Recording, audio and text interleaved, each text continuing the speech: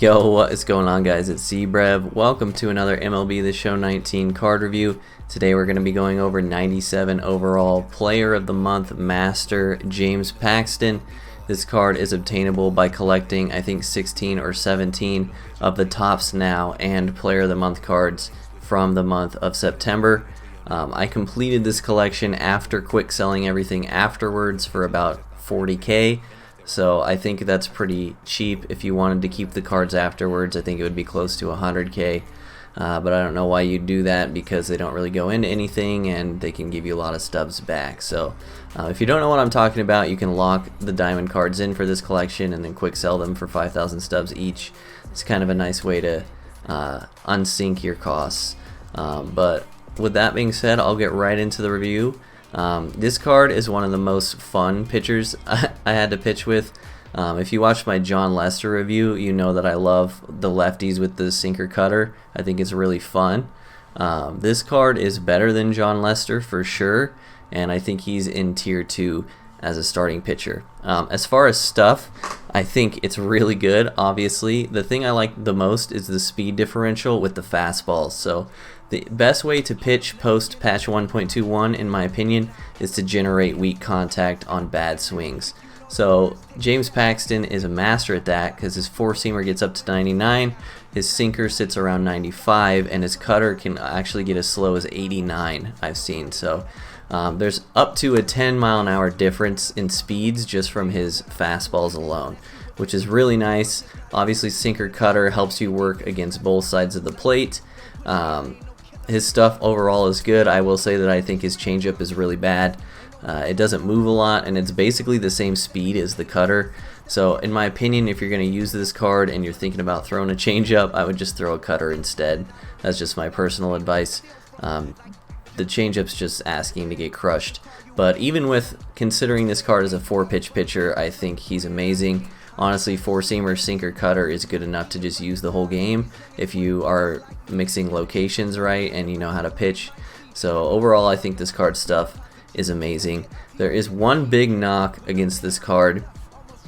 Okay, there's two knocks, but one of them's little, so I'll go over the little knock first. The little knock is I feel like you kind of have to pitch off the four-seamer or people will start crushing you. You have to really speed their bat up to generate the weak contact on the sinkers and cutters, because if they start sitting on sinkers and cutters, then this card has a tendency to get rocked. So I would throw the four-seamer a lot. It's really important to get ahead in the count with this card. I was falling behind a lot and getting in trouble, so just make sure you're throwing strikes and a lot of four-seamers early would be my advice. And for the biggest knock against this card, which is pretty unusual and something that I didn't think about until after I had used him, is his stamina. So you might look at 99 stamina and think, what is the issue? But it is kind of a big deal at this point in the game cycle. I was so used to using all of these Signature Series starting pitchers, and you know that the Signature Series cards are juiced, and a lot of them have to deal with old guys from way back in the 80s or maybe even farther back. And the thing about these Sig cards of the old guys is they all have insane stamina. I looked at my starting rotation on my main account, and the lowest stamina I had was 118, and so that's something that you kind of just get used to playing online. So in the relative spectrum of things, this card has pretty low stamina. This card never made it past 6 innings for me, if that gives it some context, because at about 85 pitches is when this card starts to get into the yellow energy, and you do not want to leave a pitcher in with yellow energy if you can help it, because that's when your opponent's PCI starts to grow with every pitch. So pretty much 85-90 pitches is this card's limit, which is kind of a bummer. If you're playing good players, it's going to end up being a 5 or 6 inning outing, which is fine. But it's definitely the biggest knock against this card. Unless you're just mowing through people, you're definitely not going to be able to go deep into games. So as always, we'll rate the card how he rates in the meta, and we'll rate him compared to how much he costs. How he rates in the meta, I'll give him a B+. I think he's definitely easily tier 2, but I don't know if he's pushing tier 1 yet. I don't know if he's that dominant. He's kind of just good, and I really do think the stamina is a big deal, and it hurts him a lot, especially in ranked seasons where you kind of need your bullpen to be available from game to game, and sometimes you just need a deep outing from your starter to kind of save your bullpen, and this guy's not going to get it done for you in that aspect. As far as how much he costs, I'll give him an A. 40K is pretty cheap for a card of this caliber. I've been known to say that starting pitchers are some of the most expensive cards in the game if you want good ones, and so 40K is actually really cheap for a guy that's this good, so I'll give him an A for the price. So I hope y'all enjoyed this card review. Let me know down in the comment section below who you want me to review next. Enjoy the clips after this, and we'll see you on the next one. Peace. So far, 0 for 1 with a flyout. No balls and a strike to count.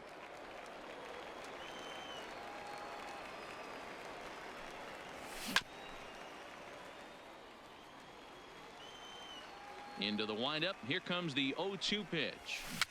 And another foul ball.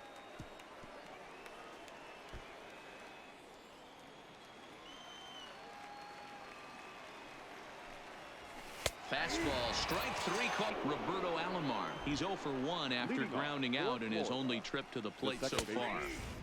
Strike taken up in the zone. Starts to go around here, but it doesn't matter. This is strike 2 anyway. The windup and the 0-2 pitch. Swing and a miss as he starts the plate. Pudge Rodriguez. Here comes the first pitch. Swung on and missed for the first strike. Yeah, you attack the zone and get a swing and a miss that late on your first pitch fastball. Good chance he's coming right back with the same thing. Ball 1 as he lays off below the zone.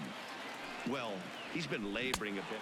A swing and a miss. He's have to worry about the threat of the steal when he's on base. Number 24. This is the tough guy right here to hit into a double play. He's fast and he swings from the left side, so out of the box he's going to get a good break. You might have to try to get the strikeout right here because very rarely are you going to get this guy to ground into a double play. And rarely stepping up now, Roberto Alomar comes into this at-bat 0 for 1 in the ballgame. There's a good fastball on the outside corner as he'll take a look at strike 1.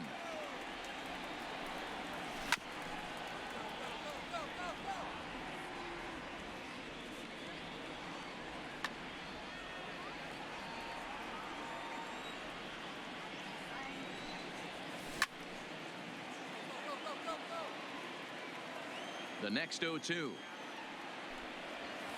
Had to sit back on the changeup, and he did a good job to get the bat on that one. That just misses off the inside for ball 1. Well, this is an approach we've seen him use effectively lately. Set up the inside and then get him out with pitches away. Another 1-2 delivery. And he looks at a cold